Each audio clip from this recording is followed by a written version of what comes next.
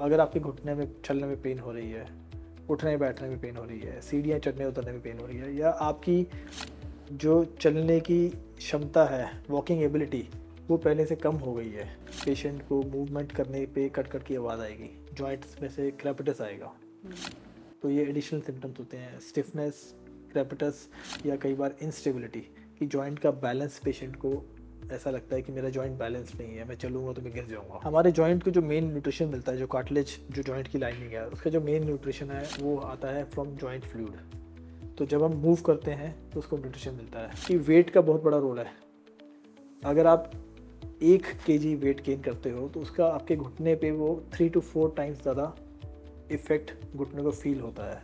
एक anti inflammatory diet का भी रोल है कि हम एंटीऑक्सीडेंट्स, ओमेगा 3 फैटी एसिड्स और इस तरह की चीज़ें डाइट में लें जो कि हमारे स्ट्रेस लेवल को कम करे और हमारी मसल हेल्थ और बोन हेल्थ को इम्प्रूव करे। सेहतनामा में आज हम हड्डियों के रोगों के माहिर डॉक्टर से ही जानने की कोशिश करेंगे कि नी रिप्लेसमेंट सर्जरी घुटने बदलवाने से कैसे बच सकते हैं। क्या कुछ ऐसे सिम्टम्स होते हैं शुरुआती दौर में जिन पर ध्यान देने की ज़रूरत है, और जिन पर अगर ध्यान दे दिया और कुछ कर लिया तो आप नी रिप्लेसमेंट सर्जरी से बच सकते हैं। और डॉक्टर हरजोबन सिंह जी हमारे साथ हैं, सीनियर ऑर्थोपेडिशियन, उनसे बात करते हैं। Welcome sir. Thank you.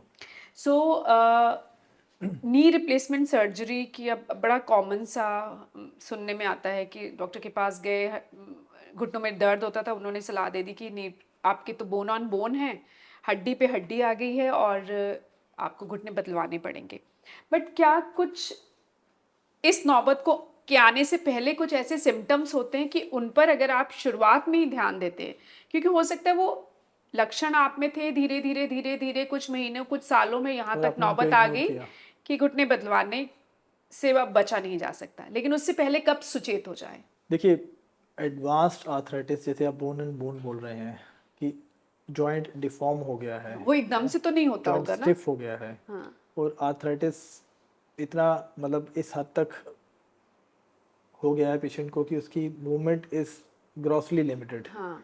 तो उस स्टेज में तो आई गेस नी रिप्लेसमेंट ही ओनली ही ऑप्शन बचता है। ओनली ऑप्शन बचता है। लेकिन लेकिन यस, लेकिन ये जो स्टेज है, क्या एकदम से तो नहीं आती? नहीं, ऐसा नहीं, तो नहीं होता कि एक पेशेंट है और अगले महीने उसको वो धीरे इस धीरे स्टेज कुछ को आने में कई साल लग कई जाते हैं। साल लग जाते हैं।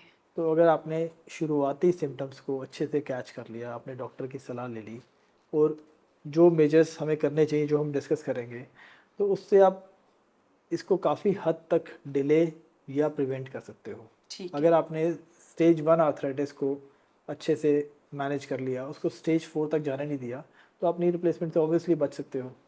स्टेज 4 एक बार हो गया, then knee replacement is only solution. तो अब कौन से सिम्टम्स पर, कौन से लक्षण पर कोई भी इंसान ध्यान दे जब वो चल रहा है कि उसके घुटनों में कुछ समस्या है और आगे साल, आने वाले सालों में हो सकता है घुटने बदलवाने की नौबत आ जाए। डॉक्टर के पास पेशेंट सिर्फ पेन के लिए आता है, तो पेन ही सबसे पहला सिम्टम होता है जो पेशेंट को खुद भी फील होता है और जिसके लिए वो किसी की सलाह लेता है। तो अगर आपके घुटने में चलने में पेन हो रही है, उठने बैठने में पेन हो रही है, सीढ़ियाँ चढ़ने उतरने में पेन हो रही है, या आपकी जो चलने की क्षमता है, वॉकिंग एबिलिटी, वो पहले से कम हो गई है, तो इसका मतलब आपको इसको ध्यान देना चाहिए। आपको एक इसके कारण जानने की कोशिश करनी चाहिए कि ऐसा क्यों हो रहा है।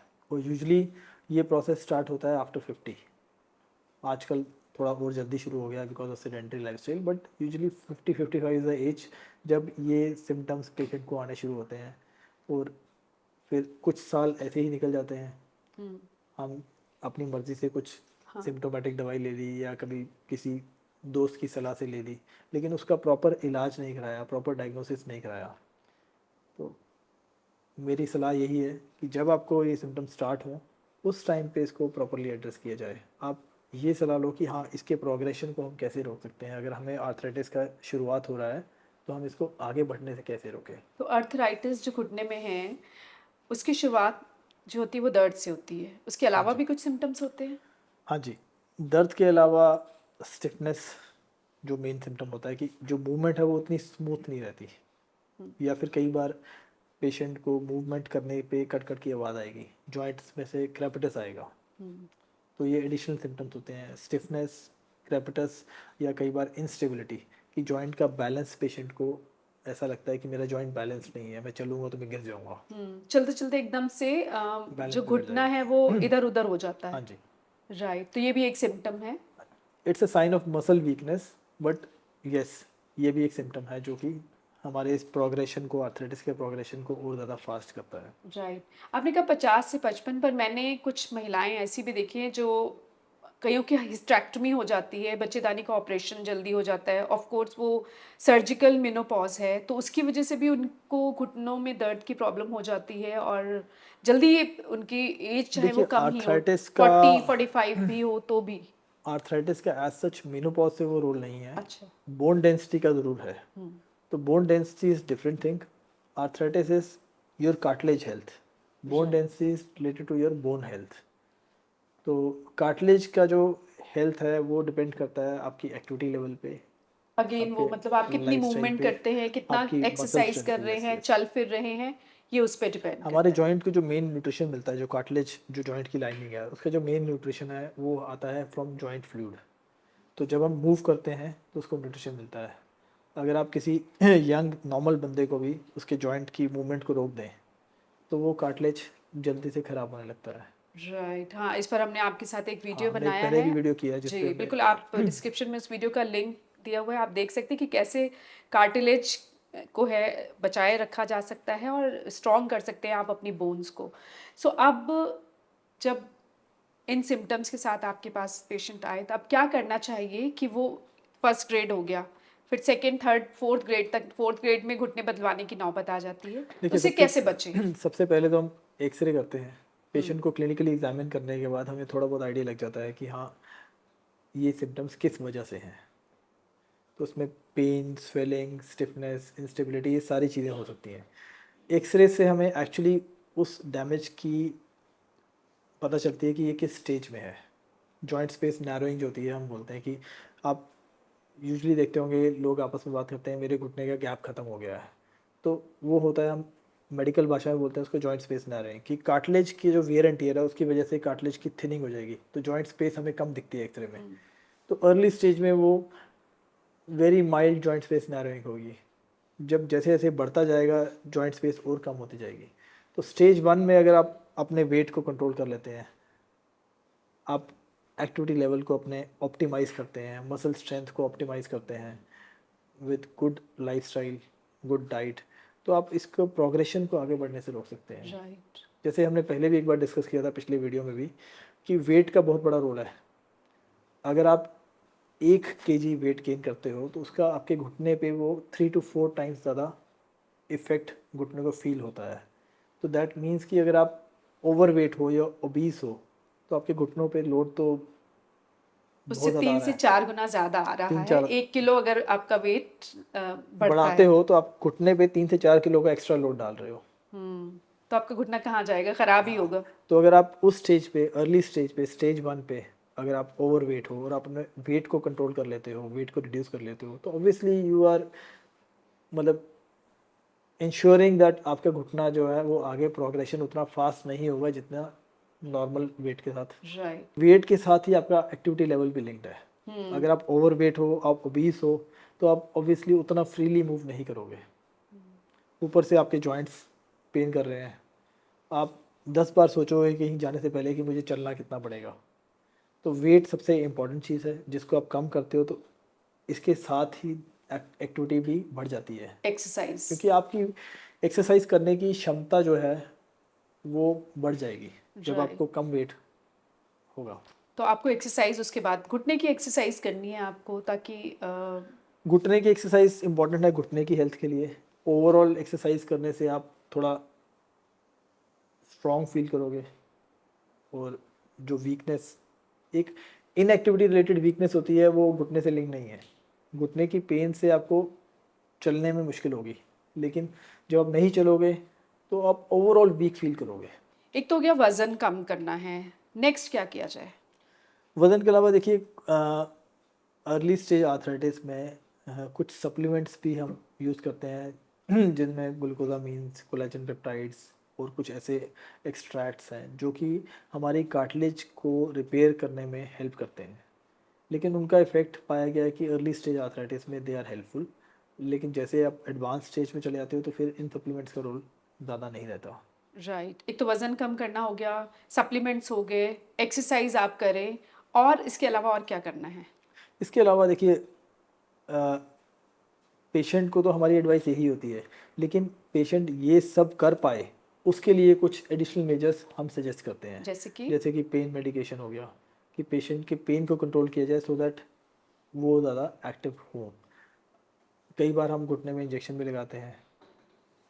उन इंजेक्शंस का रोल बेसिकली होता है एक तो पेन को कंट्रोल करना और दूसरा एक रफ सरफेस को लुब्रिकेट करना। तो इसमें लुब्रिकेशन इंजेक्शंस होते हैं, PRP and stem cell injections होते हैं, बट वो इंजेक्शंस भी अर्ली आर्थराइटिस में ही काम करते हैं। अगर हम लेट आर्थराइटिस में यूज़ करेंगे तो they will not be effective. Generally होता ये है, घुटनों में दर्द भी हो रहा है तो लोग चलते-फिरते रहते हैं, छत कम है, उसे लेकर थोड़ा अवॉइड, जैसे एक मेंटालिटी है कि बहुत ज़्यादा जब तक कि अनबियरेबल पेन नहीं है और आपकी बिल्कुल ही मूवमेंट रुक गई तब तक जनरल लोग नहीं जाते डॉक्टर के पास। शायद यही वजह है कि स्टेज 3 या 4 की नौबत आ जाती होगी घुटनों की। देखिए, घुटने का जो आर्थराइटिस का प्रोग्रेशन है ना वो सिर्फ इस पे नहीं डिपेंड करता कि हमारा कार्टिलेज लॉस हो रहा है कितना हो रहा है, वो इस पे भी डिपेंड करता है कि बिकॉज ऑफ लेस एक्टिविटी हमारे मसल्स भी वीक हो जाते हैं, और विद वीक मसल्स हम जॉइंट के लोडिंग को और ज़्यादा बढ़ा देते हैं। तो हम बार बार हर चीज़ पे बार बार एक्सरसाइज पे क्यों आते हैं कि एक्सरसाइज ही असली मेडिसिन है, एक्सरसाइज ही असली मेडिसिन है। वो ये कि एक्सरसाइज आपके जॉइंट को स्टेबल रखने में बहुत इंपॉर्टेंट है, और एक स्टेबल जॉइंट में जो लोडिंग होगी, जो वेट ट्रांसमिशन होगा वो यूनिफॉर्म होगा। एक अनस्टेबल जॉइंट में लोडिंग विल बी कि वो एक हिस्से में ज़्यादा लोड पड़ेगा, दूसरे हिस्से में कम लोड पड़ेगा। तो जब एक हिस्से में ज़्यादा लोड पड़ेगा तो वो हिस्सा ज़्यादा जल्दी ख़राब होगा। तो एक्सरसाइज का यहाँ पे डबल रोल है, एक तो अपनी मसल हेल्थ को बनाना और दूसरा राइट, आर्थराइटिस के प्रोग्रेशन को भी स्लो डाउन करना। राइट। और कुछ चीज़ें हैं जो आर्थराइटिस के प्रोग्रेशन को उसको बढ़ने से रोकती हैं? एक एंटी इन्फ्लेमेटरी डाइट का भी रोल है कि हम एंटीऑक्सीडेंट्स, ओमेगा 3 फैटी एसिड्स और इस तरह की चीज़ें डाइट में लें जो कि हमारे स्ट्रेस लेवल को कम करे और हमारी मसल हेल्थ और बोन हेल्थ को इम्प्रूव करे। राइट, वही अगेन सेम जो वो, हमने बोन डेंसिटी पे बात की थी हाँ, कैल्शियम कि होना कैल्शियम चाहिए होना आपकी चाहिए, डाइट में, प्रोटीन होना विटामिन डी, चाहिए, प्रोटीन प्रोटीन होना होना चाहिए, चाहिए। शुगर कंटेंट लेस होना चाहिए because sugar has been found to be inflammatory. तो अगर आप उसको कम करते हो तो आप एंटी इन्फ्लेमेटरी। राइट। और आर्थराइटिस के स्टेज 2 और 3 में क्या करना चाहिए? उसकी भी प्रोग्रेशन कम कर सकते हैं? देखिए, मेजर्स तो वही सेम है। अच्छा। आप किसी भी स्टेज में शुरू हो जाओ, आपको करना तो यही है so that the goal is to prevent that knee replacement और to delay it.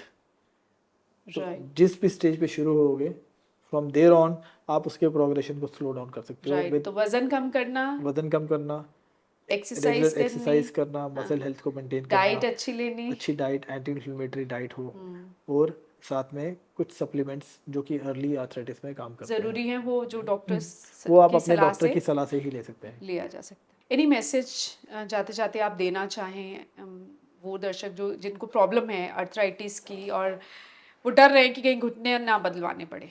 Knee arthritis जो है जैसे कि हमने डिस्कस किया कि ये एज रिलेटेड प्रॉब्लम है। ऑस्टियोआर्थराइटिस एक एज के बाद आता है, 50-60 के बाद हो रहा है, और ऑस्टियोपोरोसिस और वीकनेस ऑफ बोन्स वो भी इसी एज में हो रहा है।